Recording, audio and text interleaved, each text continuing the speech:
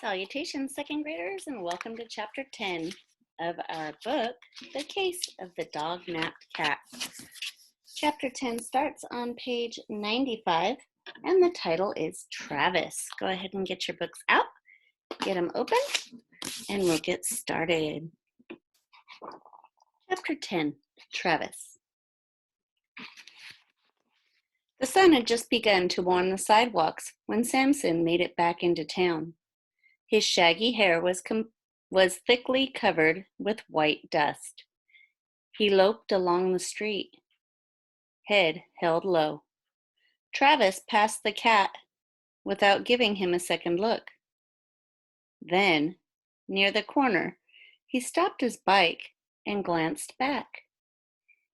There weren't any other cats in Boca K as big as Samson. The cat padded toward him. Travis reached down to stop him, and Samson snarled. Huh? Travis grinned, jerking his hand away. You look like you've had a couple of bad days. Travis pedaled along behind the cat for a few minutes, thinking.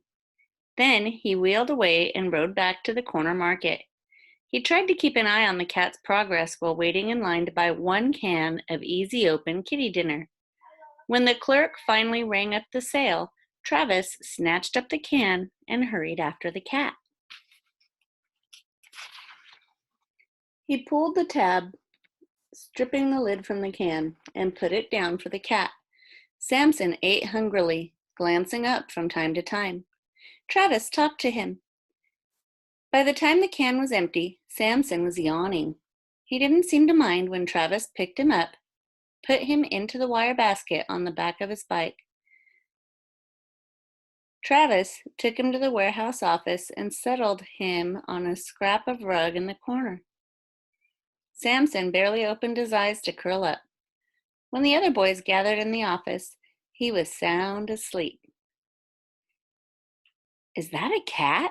One of the boys asked. It's the one we've been looking for, Travis said, and if Mark Conley is right, he can lead us to the dog nappers. We can catch the crooks, get my dog back, and turn them over to the police. How are you going to get that cat to take you to the dog nappers? Take a look at him. Where do you think he's been? Travis asked. Down a shell road, one boy said. He's covered with white dust. How far down? How would we know that? The boy replied. Take a look at one of his paws, Travis suggested.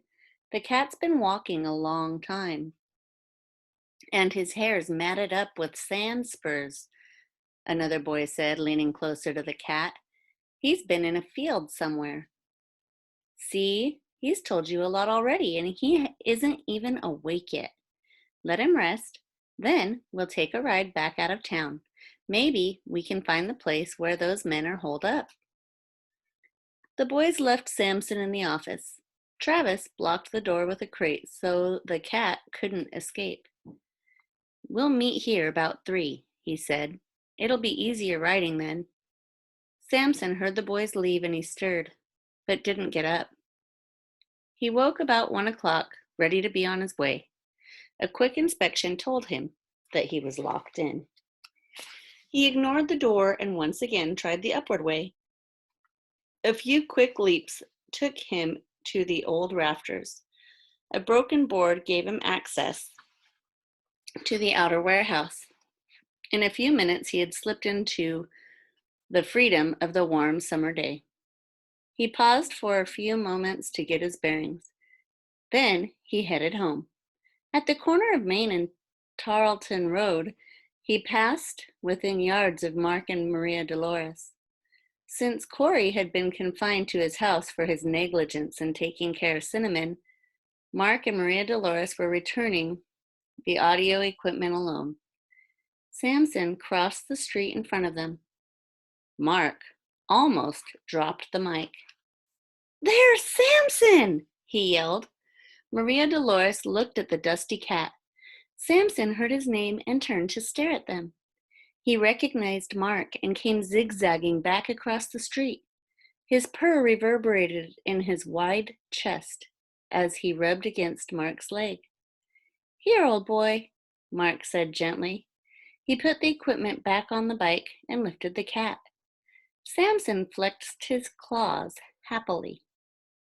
Mark winced when he saw the raw places on the cat's paws. Come on, buddy, he said. Let's get you home. Their first stop was at Mrs. Woolsykes' house. Inga Woolsyke greeted them with tears of joy. Samson forgot all about the meaning of a cat's dignity and responded like a kitten. That evening, Mrs. Woolsyke insisted on celebrating by inviting the crime busters and their parents over for ice cream and cake. I'm glad Samson is home safe, Mark said, but the case isn't closed yet. I'm worried about those dogs. If it's all right, we would like to keep investigating. No more night work? His father's voice was stern.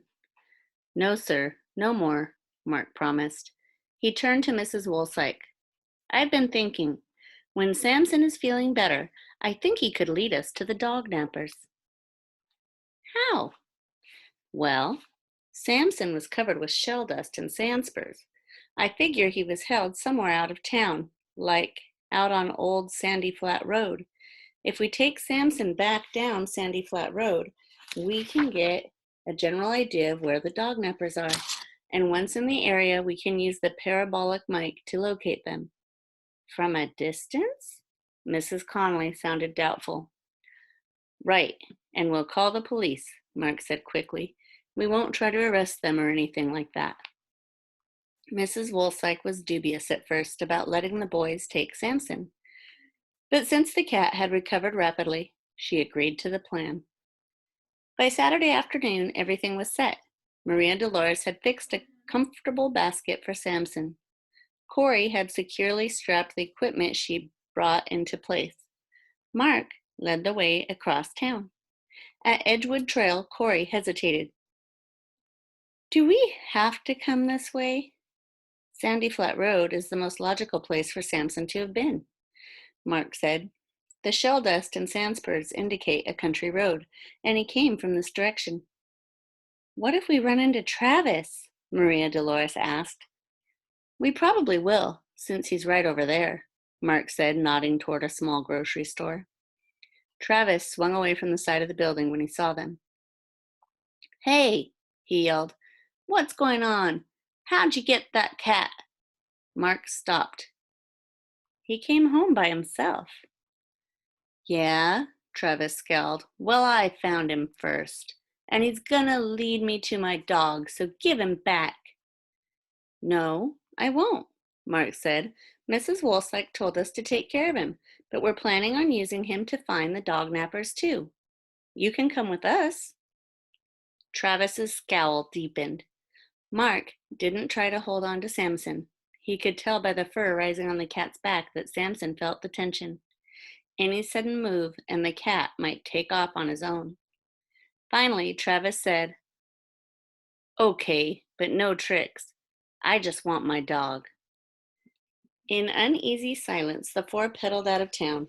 About 5 miles out, they passed the turnoff to Culverton. Which way? Mark said, stopping to rest. Culverton or Inglewood? Maria Dolores hesitated. If we go straight ahead, it's 10 miles to Inglewood on the point. If we turn left, it's only 2 to Culverton. What do you think, Travis? Travis's reply was cut off as a van approached the intersection. It pulled out and turned toward Inglewood. The van accelerated past them. Hey, Travis said, that's a green van. We're on the right track after all, said Mark. Let's go. The four pedaled furiously, but were unable to keep the van in sight. Finally, they stopped, panting. Landscaping, Corey said, wheezing. He had been riding a safe distance from Samson, but the dust made him gasp for breath. Doesn't matter, Mark said, breathing hard himself. The Dognappers have to turn off the road somewhere. They're surely not going right into Inglewood, not with the police chief after them. We'll just have to keep an eye out for tracks. Well, I'm not going to fold up here, Travis said sharply. They've got my dog. Come on. Corey pulled out a tissue and sneezed several times. Mark and Maria Dolores waited. Ahead, Travis circled his bike back toward them. Are you coming or not? It's not them, Corey said between sneezes. Landscaping. Inglewood Landscaping. You mean we're following the wrong truck? Mark asked. Hey, Travis, wait! Let's go, slowpokes! Travis started to pedal. Maria Dolores and Corey looked at Mark. He shrugged and said, okay, so it wasn't the crooks. This direction is still good as any right now. Let's go. All right, friends, that's the end of chapter 10. We'll read chapters 11 through 15 next time. You can read them yourself over the break if you'd like. Thank you. See you later for more school.